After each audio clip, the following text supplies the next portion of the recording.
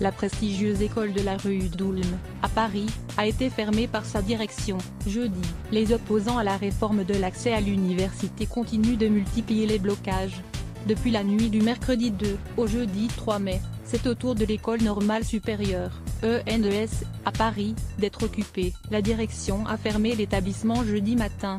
Une occupation a eu lieu à l'issue d'un colloque qui s'est tenu mercredi soir autour de l'actualité de l'université, explique un porte-parole de l'ENES.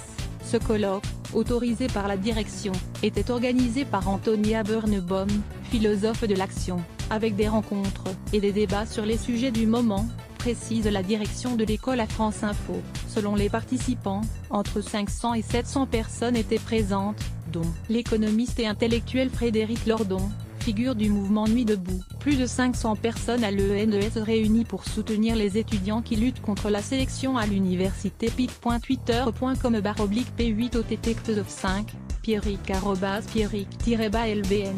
2 mai 2018. Une banderole a fait son apparition dans la cour de l'ENES Dies Colloquinos. pic.twitter.com/8CWVBRJFRER, comité d'initiative IDF @comité initiative.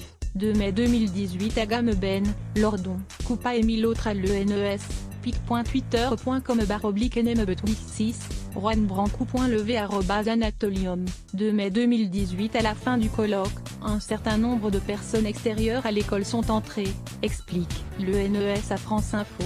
Parmi elles, une vingtaine de casseurs, estime la direction, qui ont occupé l'établissement et vandalisé le monument aux morts et d'autres lieux. Il y a eu beaucoup de dégradation.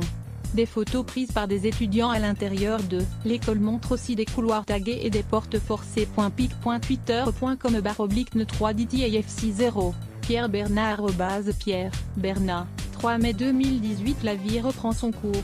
Les agents d'entretien essayent de comprendre ce qu'ils peuvent faire pour le moment. Les vigiles font leur ronde tandis qu'une part des occupants, trop fatigués par leur singerie, dorment tranquillement. Diésance occupation. pic.twitter.com/4mxteneley, @Kravchikar. 3 mai 2018. Certains des occupants étaient toujours présents dans l'établissement jeudi matin. La direction de l'école a conseillé aux étudiants logés en son sein de déménager s'ils en ont la possibilité, car la sécurité des étudiants ne peut pas être totalement garantie. Jeudi matin, la rue d'Ulm était bouclée et une quinzaine de CRS étaient déployés devant le bâtiment. Le directeur de l'ENES devait échanger avec ceux qui veulent en découdre en fin de matinée, avant de prendre une décision sur une éventuelle évacuation. À lire aussi sujets associés aux réformes de l'université, société et éducation.